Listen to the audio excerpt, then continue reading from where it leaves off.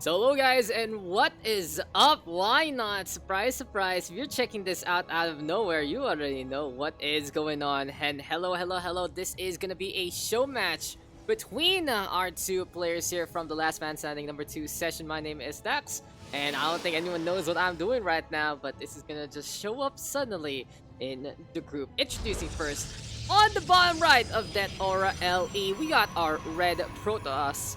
It is gonna be FlowIsTheKey, Mr. FlowKey himself.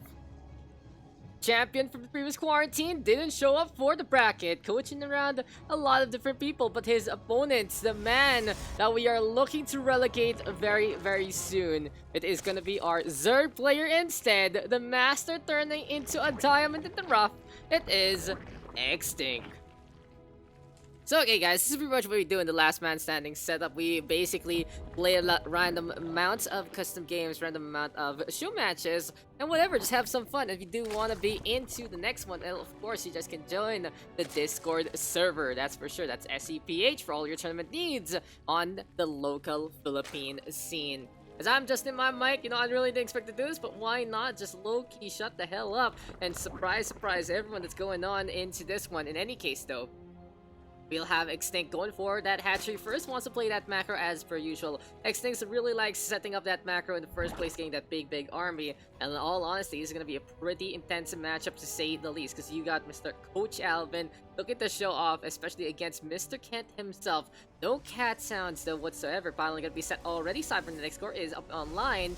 And of course, we are going to get that Nexus into the 2 gas here for Mr. Alvin. So what is going to be the play here? Will we get the depths? Because it seems like XtinC kind of weak against that in an online issue like this. But XtinC wants to change it up. We'll go for the proxy hatchery. Puts it on to the potential third here for Mr. FlowKey. And something to really take note is I'm really expecting early aggression here from XtinC, doing something as cheeky as that. Now what will be the plan here? On that Aura LE, you always have those speed zones in the middle. Metabolic boost allowing your Zerglings to get even quicker, and once you set up that creep, it's gonna be high noon, and it's gonna be high time to destroy anything and everyone on this high ground. Unlucky load for XtinC, a map like this, there is no spot for the Overlord, and that is going to be the Stalker, just chilling on out in the middle of the gateway as well as the Cybernetics core. And I like how FlowKey still has it open in a way if he does need to micro his macro, he can set up that building onto the right-hand side, and that he does. Oh, FlowKey, what are we doing there? Messing up the position.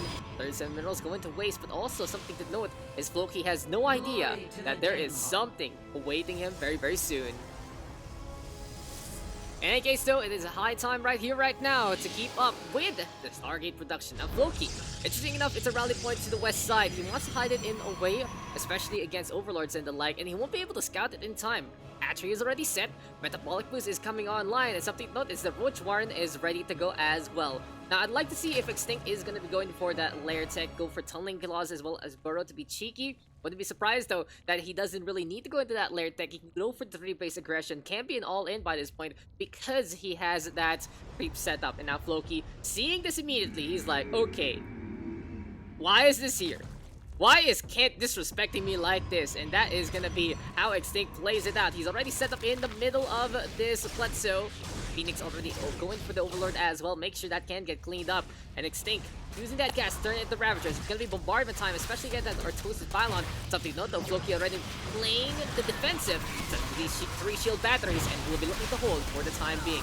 Real question this though, will it be enough? As it is high time for XtinC right now to penetrate on through. He's getting the Zerglings into the main base. Gonna be a lot of damage coming into this one. Void Ray support not gonna be too helpful by this point if it's not ready to go as of yet. And there we go with the surround onto the Roach, but the Zerglings doing all they can into this one.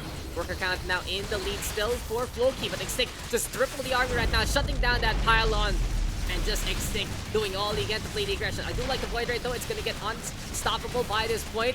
He had the prismatic alignment, even going for the Ravager by this point in time, but the losses are gonna be very heavy by this point. This is the Probus though, getting pulled into the forefront, getting Cascade onto the right-hand side. Good damage done by the Void Ray by this scenario, but all I gotta say is for FlowKey, he is losing a lot in that production. 18 workers right now. There we go with the battery overcharge, but I feel like this is gonna be a little too late because XtinC is keeping on the pressure, especially from the hatchery here, so close to the opposing base.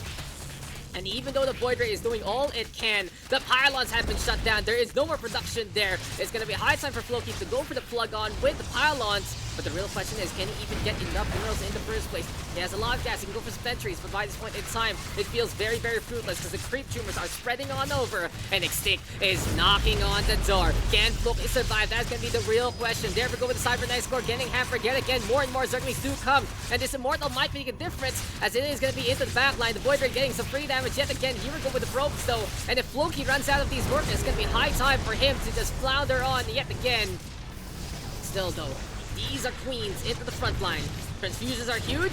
Going for the damage onto the Void Ray. There we go though with the shield battery gameplay. And Floki has to go to the west side. West side, best side has the shield batteries. I do like the attempt by the mineral field, but it's just not going to be enough. The probes are really trying to protect as much as possible, but the shots don't come whatsoever. And this is going to be high time for XtinC to do all he can to get this victory. He is still keeping on the pressure. Will we get the disconnect though from XtinC? Battery overcharge gonna be there yet again.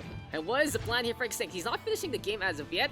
He does go for the lair, but still such a huge advantage here for our Zerg player, and he's going for that main base.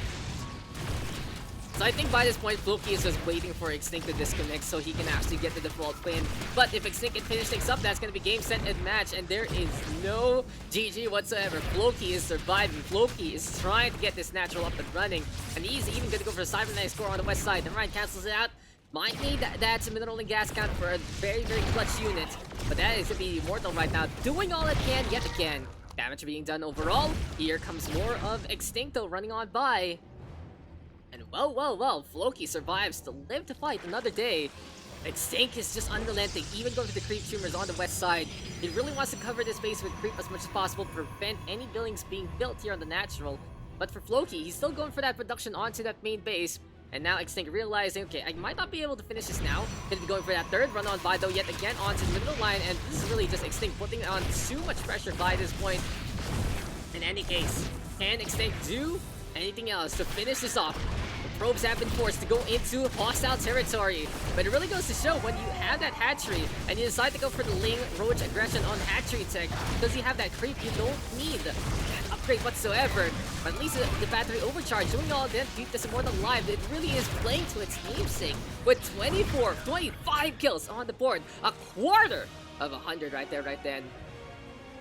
Ridiculous stuff though from the Immortal, but all I gotta say is for XtinC right now, he's very confident. He's on 4 base with 1 expansion all the way on the other side. It is gonna get broken though by these Immortals, but all I gotta say is with the Spire Tech, it just might be game, set, and match when he gets those Mutalisks flying into the air, and he has a big gas count. It's a pretty good transition to really go with the pressure, and I feel like for XtinC, he really wants to finish this off as quick as can be. If given the opportunity, Floki can go for the comeback, but this is gonna be a very hard route to take, to say the least. In any case though, no more pros here on the main base. We are even getting Burrow Tech as well as the Gilliard Reconstitution to add up that speed. And with Burrow here, wouldn't be surprised to get Tunneling Claws from those swords, just to be cheeky. +1 though onto melee. We are gonna get that Bailing Nest, and we have seen a transition. Usually you don't see this though. It's a full transition to a completely different build by the 9-minute mark, but with just such a big advantage. XtinC can change things up and do something a little different. Anyway, Overseer gonna be on to that ramp side. Just scouting around, looking to check out what's going on. We even have an observer there into play, but here goes the swarm of Zerglings, and it's gonna be a really good surround. It catches out one of these Immortals already, but it seems like XtinC gonna be backing on out instead. Now Floki having 8 workers onto that assimilator for some reason. Seems like he went for the pull earlier on and just didn't put it back to begin with. Still though, 2 of these gases are ready and set for some more production. It also is gonna be Floki trying to repower that pylon. But in any case though, it really just feels like this is XtinC's game to win. He has everything in his favor. He already won it out against a more proper opponent in a way. But for Mr. Alvin, he's really just banking on the fact that XtinC's net is just like one of the worst in the PH scene.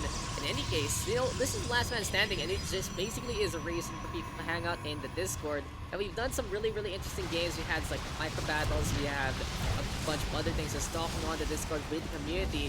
And of course, this is a good way to prepare for the quarantine tournaments that we do every single time. In any case, here comes the Mutalist right now on the southeast side, applying the pressure as much as possible. XtinC giving chase also with the Mutant Brigade, and just a little bit of micro here from XtinC, and just win him out everything and anything that he holds dear to his heart. Going for the Phoenix right now though, good micro there from the side of Floki.